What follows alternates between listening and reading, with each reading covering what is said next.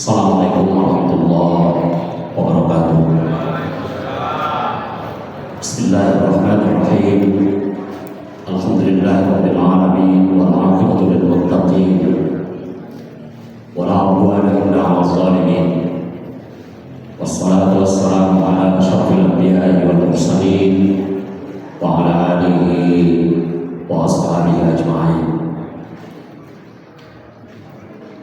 Pertama sekali mari kita mengucapkan puji syukur alhamdulillah kehadirat Allah Subhanahu wa taala yang masih memberikan kesehatan, umur, waktu, ketetapan iman dan Islam serta berbagai nikmat lainnya kepada kita sekalian.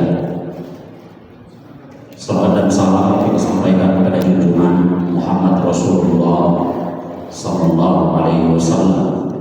Allahumma salli ala sayyidina Muhammad wa ala alihi sayyidina Muhammad.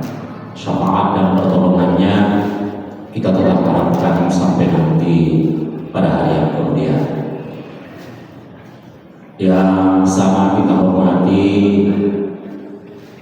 Bapak Camat Kecamatan Medan Barat beserta bapak-bapak seluruh rombongan Bapak Camat yang hadir di masjid yang kita cintai ini pada subuh pagi ini. Kita bersyukur kepada Allah dapat kunjungan dari Pak Camat beserta dengan rombongan di masjid ini. Yang ini memang jarangnya ini terjadi. Karena itu kita mengharapkan mudah-mudahan pertemuan ini dan silaturahmi ini dapat langgeng berjalan sampai ke depan, membawa barokah bagi Pak Camat dan rombongan yang datang bersilaturahmi dan juga membawa barokah kepada kita jamaah masjid Jami' yang dikunjungi ini. Bapak-bapak dan ibu-ibu, kalau kita kembali ke hadis Rasul sallallahu alaihi wasallam, ketika Rasul menjelaskan tentang pemimpin yang baik itu, beliau bersabda, khiyaru a'immatikum alladzina yuhibbunakum wa yuhibbuna wa yusallunakum wa yusalluna. Pemimpin yang baik itu kata Rasulullah ialah pemimpin yang sayang kepada rakyatnya dan pemimpin yang disayangi oleh rakyatnya. Itulah pemimpin yang baik itu kata Rasulullah. Wa syirahu a'immatikum alladzina yal'anunakum wa yal'anuna wa yabghadunakum wa yabghaduna. Sementara pemimpin yang buruk itu adalah pemimpin yang ia murka terhadap orang-orang yang ia pimpin dan orang-orang yang dipimpinnya murka kepadanya. Pemimpin yang ia melaknat orang-orang yang ia pimpin dan orang-orang yang dipimpinnya melaknatnya. Bapak-bapak dan ibu-ibu, pada pagi hari ini Pak Camat beserta dengan rombongan menunjukkan kalau Bapak kita ini beserta seluruh rombongannya ini sayang sama kita, mudah-mudahan, dan kita juga sayang kepada mereka. Karena itu kita doakan mudah-mudahan sehat-sehat, panjang umur, dan diridhoi Allah dalam melaksanakan tugas dan menduduki jabatan yang diamanahkan kepada mereka ini. Itulah doa kita seluruhnya.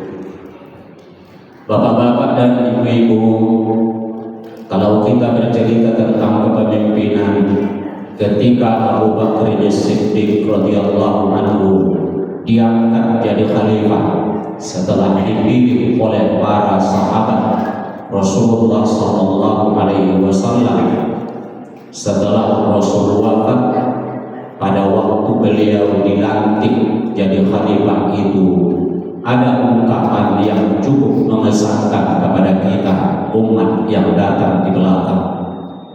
Apa kata Abu Bakr As-Siddiq? Inni wallaitu alaikum wa lastu bi khairikum. Sesungguhnya aku menjadi pemimpin untuk kamu, kata Abu Bakar, tapi bukan berarti aku yang terbaik di antara kamu. Fa in ahsantu fa'inuni, apabila aku jalankan kepemimpinan ini dengan baik, maka tolong kamu aku dan dukung kamu aku, kata Abu Bakar. Wa in asani faqawwimuni, dan apabila aku tidak bisa menjalankan kepemimpinan ini dengan baik, maka luruskan kamu aku, kata Abu Bakar. Kalimat ini cukup mendalam artinya ini. Pengakuan menjadi seorang pemimpin bahwa beliau itu telah dipilih dan diangkat oleh para sahabat waktu itu untuk menjadi pemimpin, diakui oleh beliau dengan menyatakan inni wallaitu alaikum, sekarang aku sudah jadi pemimpin untuk kamu, walastu bi khairikum, tapi aku bukan yang terbaik di antara kamu, kata Abu Bakar. Oleh sebab itu pengakuan aku bukan yang terbaik di antara kamu artinya apa? Abu Bakar menerima masukan-masukan dari orang-orang yang ia pimpin ketika ia tidak dapat menjalankan kepemimpinan itu sesuai dengan tujuan kepemimpinan itu. Umar bin Khattab radhiyallahu anhu sebagai khalifah kedua di pemerintahan Khulafaur Rasyidin, ketika beliau dilantik untuk menjadi khalifah, beliau mengatakan, ini pedang yang kubawa perang ketika melawan orang kafir. Manakala aku sudah menduduki jabatan khalifah ini, apabila aku bengkok, maka luruskan kamu aku dengan pedang ini, kata Umar bin Khattab. Artinya potong kamu aku apabila aku tidak bisa menjalankan tugas kekhalifahan itu dengan baik. Itu banyak ungkapan-ungkapan dan banyak hadis Rasul yang menjelaskan itu. Di Al-Quran sendiri Allah memerintahkan supaya kita patuh dan tunduk pada ulil amr. Di surah An-Nisa ayat 59 Allah berfirman, Ya ayyuhalladzina amanu atii'ullaha wa atii'ur rasul wa ulil amri minkum fa in tanaza'tum fi syai'in farudduhu ila Allahi war rasul in kuntum tu'minuna billahi wal yawmil akhir dzalika khairun wa ahsanu ta'wila. Hai orang-orang yang beriman, kata Allah, taatlah kamu kepada Allah dan taatlah kamu kepada Rasul dan ulil amr di antara kamu. Ulil amr itu ada yang mengartikan dengan pemerintah, ada yang mengartikan orang yang dipercaya untuk mengurusi bidang tertentu yang berkaitan dengan kepentingan umat.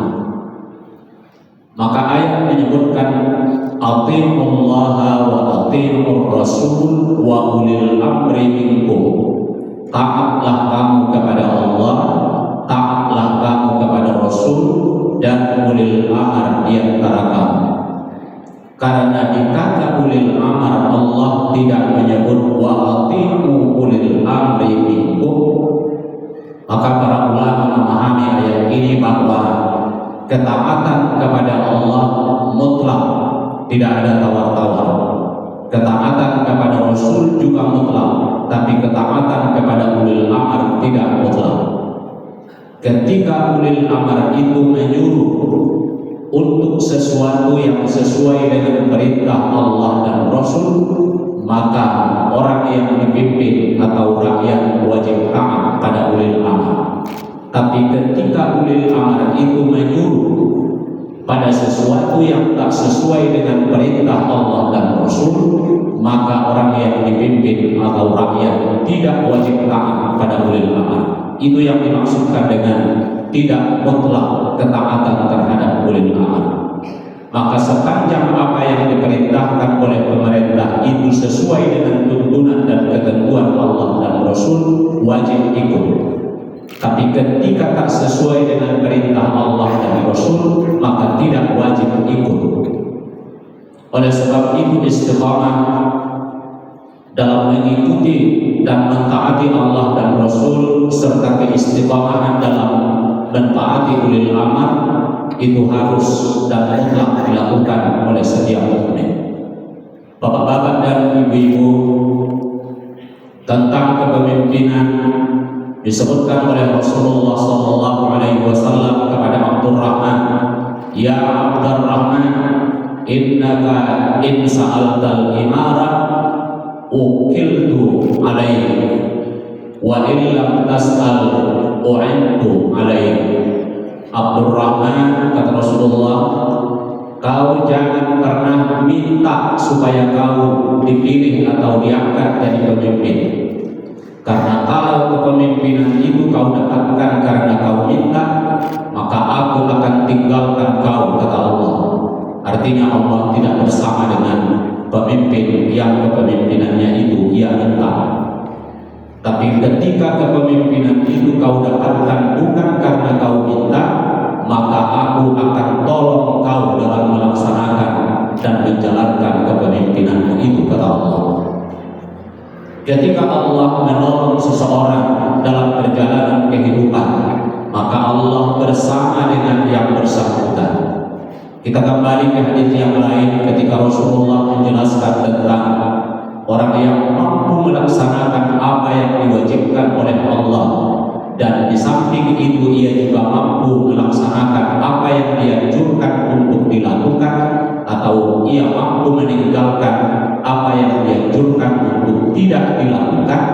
Maka Allah menyebut dalam hadis itu, hambaku itu kalau ia sudah mampu melakukan yang wajib dan ia mampu melakukan yang sunnah atau yang dianjurkan, maka aku bersama dengan dia, kata Allah.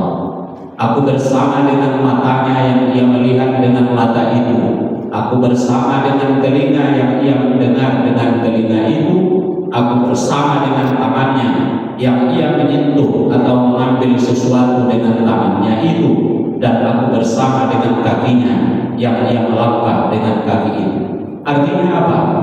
Ketika Allah bersama dengan mata seorang hamba, maka Allah jaga si hamba itu untuk tidak menggunakan matanya bagi melihat sesuatu yang menimbulkan dosa.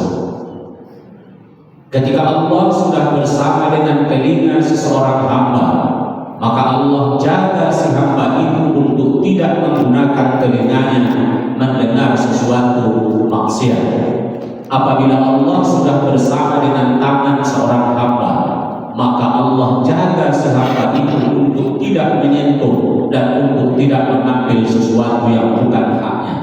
Begitu juga dengan kalau Allah sudah bersama dengan seorang hamba, ia bersama dengan kaki seorang hamba itu, ia pasti akan jaga si hamba itu untuk tidak menggunakan kakinya melangkah pada sesuatu yang menimbulkan dosa. Kalau Allah sudah bersama seorang hamba itu, aman di kehidupan dunia, aman di kehidupan akhirat. Tapi ketika Allah meninggalkan seorang hamba itu, celaka di dunia, sengsara di akhirat. Itu yang akan didapatkan. Bapak-bapak dan ibu-ibu, bersyukur kita kepada Allah. Kita bersatu antara umara dengan rakyatnya ini. Mudah-mudahan barakah dibukakan oleh Allah kepada kita, baik yang barakah itu turun dari langit maupun yang barakah itu muncul dari bumi. Barakah dimaksudkan adalah dapat sesuatu kebaikan pada setiap nikmat yang diberikan oleh Allah bagi penerima nikmat itu. ia mendapatkan kebaikan dari apa yang diberikan oleh Allah, dari nikmat yang Allah berikan kepadanya, ia dapat kebaikan daripadanya. Tentunya tidak ada seorang pun di antara kita yang menginginkan dapat nikmat dari Allah, tapi justru nikmat itu menjadi malapetaka bagi kita, nikmat membawa sengsara. Tapi justru yang kita harapkan adalah nikmat yang membawa barakah. Artinya dari nikmat yang diberikan oleh Allah itu kepada kita, kita dapat kebaikan daripadanya. Itu yang kita harapkan dalam persoalan dan perjalanan kehidupan ini.